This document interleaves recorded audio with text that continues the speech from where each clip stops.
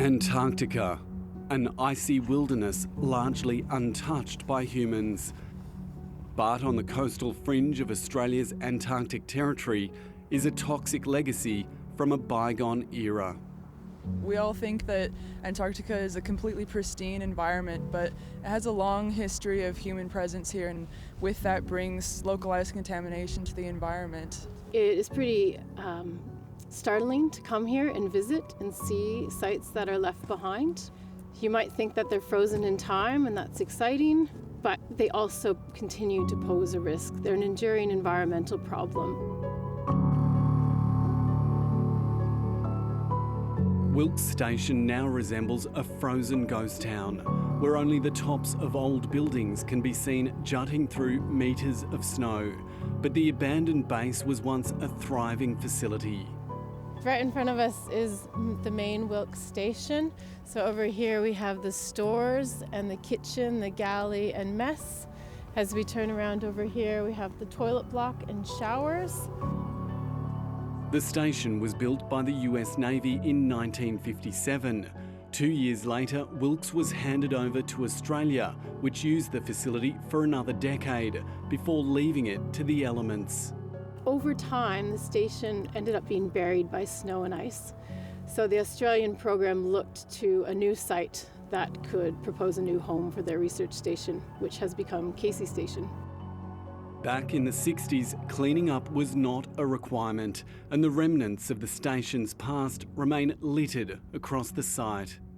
What we see here is a lot of their food. Actually, I can see condensed milk over there, and obviously in the 1960s they was using this for their food, but today it's all rubbish for us.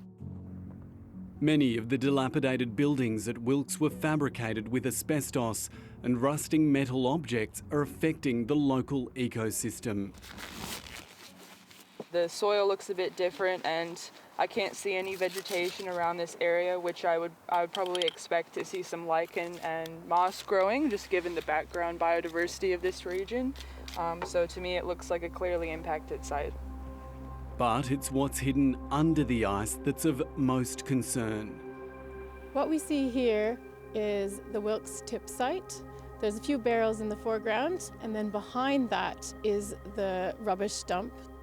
The snow-covered dump contains a huge cache of old rusting barrels, some with diesel and jet fuel, others with chlorinated solvents and synthetic chemicals. We can probably only see about 3 to 5% of what exists at this site, and what we think remains is still in the thousands of barrels.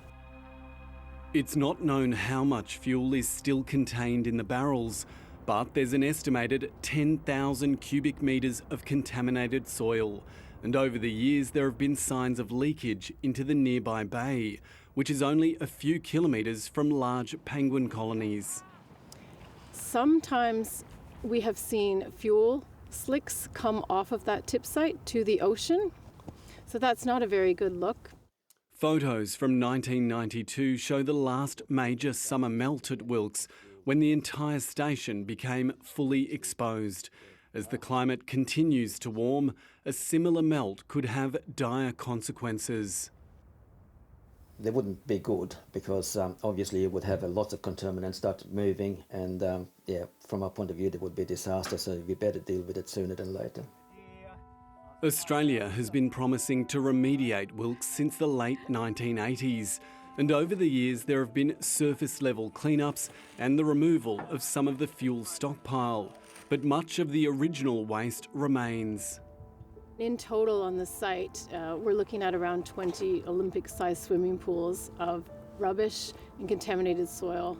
2 years ago, a French inspection team warned that Wilkes posed a clear risk to the environment, and last year a federal parliamentary inquiry chaired by Labor called for the station's full remediation by 2030.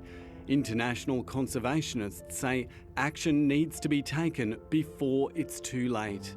The issue especially is in Antarctica, it's hard to get to, so if something does happen, if there is an emergency, it's hard to clean it up. So even though it's expensive to do it on a proactive basis, it's going to be a lot easier to do it than waiting for something. The Australian Antarctic Division says work in Antarctica takes far more time than in Australia due to its remoteness, complex logistics, extreme environmental conditions and long planning lead times.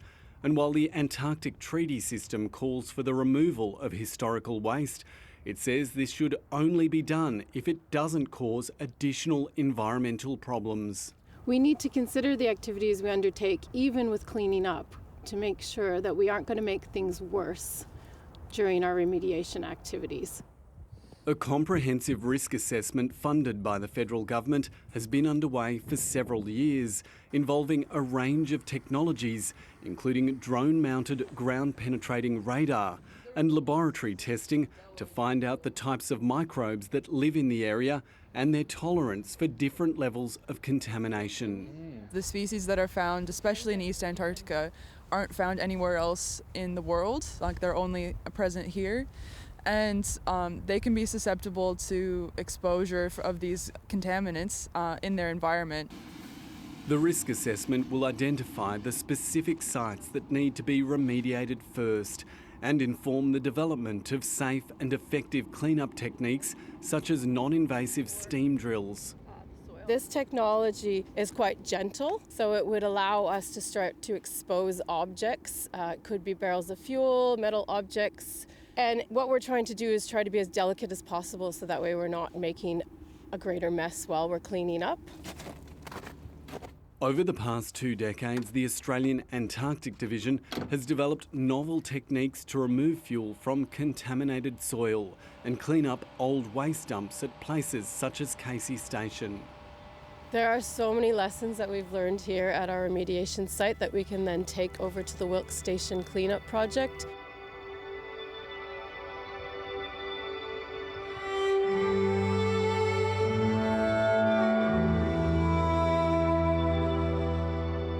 But a key issue remains the cost.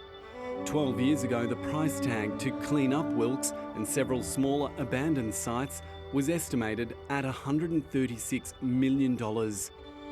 Until the current risk assessment is completed, the true cost remains unclear. It's really important that we spend the time now and do the risk assessment well. That way we have a really accurate estimate of what we're dealing with and how much it's going to cost to remediate this site.